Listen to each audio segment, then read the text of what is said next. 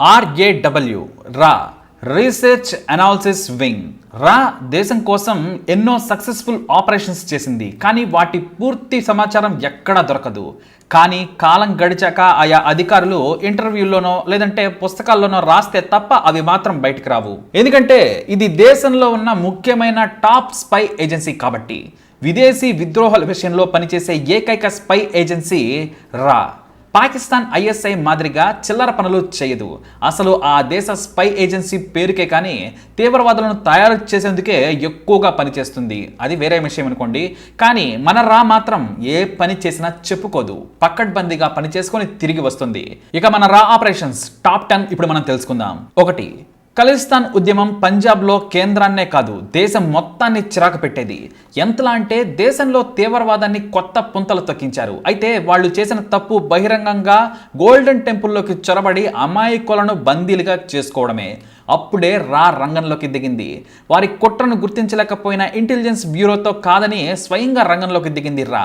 నేటి జాతీయ భద్రతా సలహాదారు అజిత్ దోవల్ రిక్షా కార్మికుడిగా రిక్షా తొక్కుకుంటూ తచ్చాడి మెల్లిగా పాకిస్తాన్ పాస్పోర్టు బొడ్లో గన్నుతో యాక్షన్ సీన్లోకి దిగిపోయారు. తాను పాకిస్తాన్ స్పైనని పాస్పోర్ట్ చూపించి దోస్తీ చేశారు. తీవ్రవాదులు అతన్ని నమ్మి గోల్డెన్ టెంపుల్లోకి తీసుకువెళ్లారు. ఇక ఆయన లోపల పరిస్థితిని సమీక్షించడమే కాదు, వారితో మాట్లాడి వారి నాయకుడు మూలాలు అన్నీ తెలుసుకున్నారు. ఇక అమాయకుల ప్రాణాలను కాపాడిన దోవల్ ఆ తర్వాత ఆపరేషన్ను కమాండోలతో సక్సెస్ఫుల్గా చేయించాడు. ఇక ఆయన ఇచ్చిన సమాచారంతో పంజాబ్లోని పోలీసులు కమాండోలు తీవ్రవాదులను అరెస్టు చేసి చాప్టర్ లేపేశారు. ఆపరేషన్ బ్లూ స్టార్ తర్వాత ఖలిస్తాన్ అనే పదమే దేశంలో ఎక్కడ వినపడలేదు. That is Ajit Doval. ఆయన ఎప్పుడు నంబర్ 1. ఇక ఆపరేషన్ మేఘదూత్. ఇది చాలా క్లిష్టమైన ఆపరేషన్. సియాచిన్ గ్లేషియర్ ను చేజిక్కించుకునేందుకు పాకిస్తాన్ కుట్ర పనిన విషయాన్ని రా పసిగట్టింది. అయితే మంచు కొండల ప్రాంతాలపై చలిని తట్టుకునే ప్రత్యేకమైన మిలిటరీ డ్రెస్లను జర్మనీ నుంచి భారత్ కొనుగోలు చేసింది. అయితే పాకిస్తాన్ కూడా అదే కంపెనీ నుంచి భారీగా వెదర్ గేర్ కొనుగోళ్లు చేయడంతో సదరు కంపెనీ భారత్ ఉప్పందించింది. దీంతో రంగంలోకి దిగిన రా పాకిస్తాన్ ఆర్మీకి చెందిన ఫోన్ కాల్స్ ను ఇంటర్సెప్ట్ చేసింది. ఇంకేముంది, పాక్ కుట్రలను భగ్నం చేస్తూ మన వాళ్లే ముందు వెళ్లి సియాచిన్ పై జెండా పాతారు. దొంగ దెబ్బతీయాలని నక్కిన పాక్ ఆర్మీని కుక్కలను చంపినట్లు చంపేశారు మన జవాన్లు. ఈ ఆపరేషన్ మోస్ట్ క్రిటికల్ ప్లాన్ అంటారు రా అధికారులు. మొత్తానికి ఆపరేషన్ మేఘదూత్లో మనం ఒక ఆఫీసర్ని కోల్పోయాం. కానీ ఆపరేషన్ ని సక్సెస్ చేయగలిగింది మన రా, అలాగే ఇండియన్ ఆర్మీ. ఇక రాజీవ్ గాంధీ హయాంలో భారత్ తన చుట్టూ ఉన్న దేశాలను గ్రిప్లో పెట్టుకున్నారు. ఎంతలా అంటే భారత్ నుంచి ఫోన్ చేసి ఏ నిర్ణయం చెప్పినా సరే శ్రీలంక నుంచి నేపాల్ వరకు జీ హుజూర్ అంటే వణుక్కుంటూ పనిచేసేవి. 1988లో people's liberation organisation for Tamil ఏలంకు చెందిన 200 మంది తీవ్రవాదులు మాల్దీవుల ప్రభుత్వాన్ని కూల్చేందుకు మారణ హోమాన్ని సృష్టించేందుకు దిగింది. దీంతో మాల్దీవుల ప్రభుత్వం గజ వణికిపోయింది. తమను వారి నుంచి కాపాడాలని కోరడంతో భారత్కు చెందిన బ్లాక్ క్యాట్ కమాండోస్ పారాఫోర్స్ రంగంలోకి దిగింది. వాళ్లకు రా పూర్తి సమాచారాన్ని అందించి ఆపరేషన్ చేసే బాధ్యతను తీసుకుంది. వారందరికీ Indian air force backup support ఇచ్చింది. 3 రోజుల్లో వారందరినీ చంపి వెనక్కి వచ్చేసాయి మన దళాలు. దీనికి ఆపరేషన్ క్యాక్టస్ అనే పేరు పెట్టింది రా. ఇక 4. మయన్మార్లో భారత్ చేపట్టిన ఆపరేషన్ లీచ్ రా పవర్ని ప్రపంచానికి చాటింది. నాటి ప్రభుత్వానికి అక్కడ రెబల్స్ నిద్ర లేకుండా చేశారు.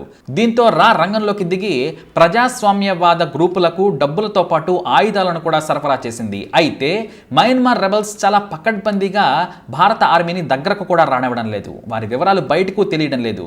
దీంతో ఏకంగా రెబల్ లీడర్ల వివరాలను అంతకుముందే రా సేకరించడంతో ముందు రెబల్ సైన్యం కంటే హాయిగా కూర్చొని నిధులు ఆయుధాలు అందిస్తున్న నాయకులనే ఏకంగా ఏరిపారేసింది.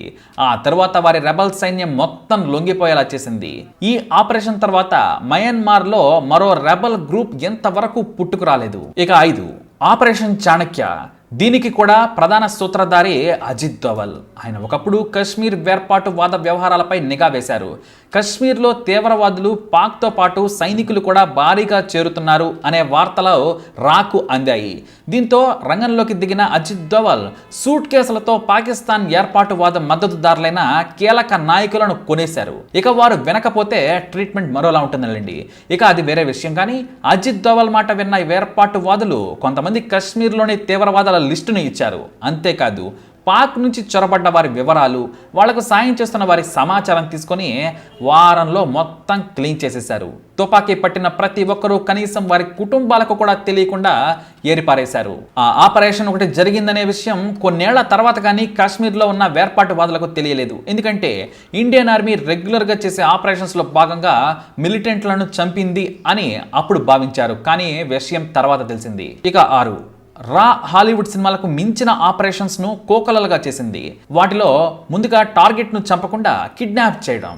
ఇలా ఢిల్లీ, ముంబై సెంటర్స్లోనే కాదు, కాశ్మీర్లో కూడా దాదాపు 500 మందికి పైగా తీవ్రవాదులకు సమాచారం ఇచ్చి సాయం చేసే వారిని ఎత్తుకు రావటం, మొత్తం సమాచారం తీసుకొని అరెస్ట్ చేసి లోపలేయడం, తేడా వస్తే టార్గెట్ ను ఫినిష్ చేయడం, ఇలాంటివి ఎన్నో చేసింది. ఇందులో యాసిన్ బక్తల్ నుంచి షేక్ అబ్దుల్ క్వాజా వరకు ఎంతో మంది టెర్రరిస్టులు ఉన్నారు.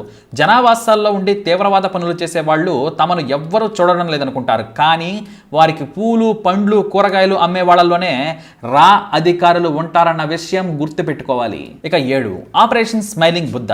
మన న్యూక్లియర్ ప్రోగ్రామ్ ను విజయవంతంగా చేసిన ఆపరేషన్ ఇది. అయితే అమెరికా CIA కూడా పసిగట్టకుండా రా అన్ని ఏర్పాట్లు చేసింది. సైంటిస్టులను కూడా చాలా చాకచక్యంగా పోఖ్రాన్ తరలించి ఆ ఆపరేషన్ సక్సెస్ అయ్యేలా చేసింది. కోడిగుడ్లు సప్లై చేసే వ్యాన్లో న్యూక్లియర్ పదార్థాలను తీసుకెళ్లడం రా ఆపరేషన్లో కీలక భాగం. దానికి ముందు వెనకాల కమాండోలు సాధారణ పౌరుల్లా బైకుల మీద, కార్లు, వ్యాన్లలో కాపలా కాస్తూ తీసుకువెళ్తూ ఉన్నారు. ఆపరేషన్ జరిగి భారత ప్రభుత్వం ప్రకటించే వరకు కూడా ప్రపంచానికి ఈ విషయం తెలియలేదు. 15 టన్నుల న్యూక్లియర్ పదార్థాలను పేల్చినా కూడా ఏ దేశం పసిగట్టలేకపోయింది. దట్ ఈజ్ రా. 8 ఆపరేషన్ కహూటా. ఇది ఆనాటి ప్రపంచాన్ని షేక్ చేసింది. నాడు భారత ప్రధాని మొరార్జీ దేశాయ్ చేసిన చిన్న పొరపాటు పాకిస్తాన్లోని మన రా ఏజెంట్స్ ప్రాణాలు కోల్పోవలసి వచ్చింది. అణుపరీక్షలు జరుపుతున్న కాన్ ల్యాబొరేటరీస్ లొకేషన్స్ను మన వాళ్ళు కనిపెట్టారు. అందులో పనిచేసే సైంటిస్టులు ఒక బార్బర్ షాప్లో కటింగ్ చేయించుకోగా వారి వెంట్రుక నమూనాలను భారత్కు పంపారు. వారి జుట్టులో అణు అవశేషాలు ఉండడంతో కన్ఫర్మ్ అయింది. ఈ లోపే మాకు పాకిస్తాన్ చేస్తున్న అణు పరీక్షలు తెలుసు, కాన్ ల్యాబొరేటరీ తెలుసని చెప్పడంతో రా ఏజెంట్లను చంపేందుకు భారీ ఆపరేషన్ చేపట్టింది పాకిస్తాన్. 3 మాత్రమే దొరికారు, మిగతా వాళ్ళు బయటపడ్డారు. లేదంటే పాకిస్తాన్ను చీల్చి చెండాడేవారే. ఇక బంగ్లాదేశ్ను పాకిస్తాన్ చెర నుంచి విడిపించడంలో భారత్ కీలక పాత్ర పోషించింది. పాకిస్తాన్కు వ్యతిరేకంగా ముక్త్ బెహానీ పోరాటంలోకి రా ఏజెంట్లు చొరబడ్డారు. స్థానిక ప్రత్యేక దేశవాదులకు మద్దతుగా డబ్బులు, ఆయుధాలు ఇచ్చి వారిని ఎగదోశారు. ఉద్యమాన్ని తారాస్థాయికి తీసుకెళ్లగలిగారు. పోరాటం ఊపందుకోగానే పాక్ సైన్యం అరాచకాలకు తెగబడింది. దీంతో ఇండియన్ ఆర్మీ ఎంటర్ కావడంతో ఒక్క రోజులోనే పాకిస్తాన్ పారిపోయింది. బంగ్లాదేశ్ కు స్వతంత్రం వచ్చింది. ఇందులో రా పాత్ర చాలా కీలకమైంది. అందరి నాయకులను ఏకం చేసి వారికి డబ్బులు ఇచ్చి మరీ ఉద్యమాన్ని నడిపి పాకిస్తాన్ ను పారిపోయేలా చేసింది. ఇక ఆపరేషన్ బ్లాక్ టైగర్. ప్రపంచంలో ఏ ఒక్కరూ కూడా మరొక శత్రు దేశంలో ఆర్మీలో మేజర్ స్థాయికి వెళ్లేలా ఎవ్వరూ చేయలేదు. రవీంద్ర కౌశిక్ అనే ఒక డ్రామా ఆర్టిస్టును సెలెక్ట్ చేసుకున్న హిందువుకు ఉర్దూ నేర్పించి, సర్టిఫికెట్లు ఇచ్చి, కోడింగ్ నేర్పించి, ఇంగ్లీష్ మీద పట్టు సాధించేలా చేసి తీవ్రమైన శిక్షణ ఇచ్చి ఏకంగా పాకిస్తాన్లోకి చొప్పించారు. ఆ తరువాత కరాచీ యూనివర్సిటీలో డిగ్రీ చేసి తన మేధో శక్తితో ఉద్యోగం సంపాదించాడు. మేజర్ స్థాయికి ఎదిగి భారత ఆర్మీకి అన్ని వివరాలు అందించాడు. అయితే ఒక జూనియర్ చేసిన పనికి మాలిన పనికి అతను బలి కావాల్సి వచ్చింది. కానీ ఏనాడు కూడా తాను భారతీయుడినని చెప్పుకోలేదు. అయినా సరే చిత్రహింస భరించి జైలు శిక్ష అనుభవించి అనారోగ్యంతో పాక్ జైల్లోనే కన్నుమూశాడు. ఇలాంటి దేశభక్తి ఉన్నవారు ఉండరు, మరొకరు పుట్టరు కూడా. ఇలా మనకు తెలియని ఇంకా ఎన్నో ఆపరేషన్స్ చేస్తున్న మన స్పై ఏజెన్సీ దేశ సేవలో తరిస్తోంది. మన కోసం ఎంతో మంది వీరులు ప్రాణాలు కూడా త్యాగం చేస్తూ ఉన్నారు. మరి వారందరికీ తప్పకుండా సెల్యూట్ చేద్దాం. జై హింద్.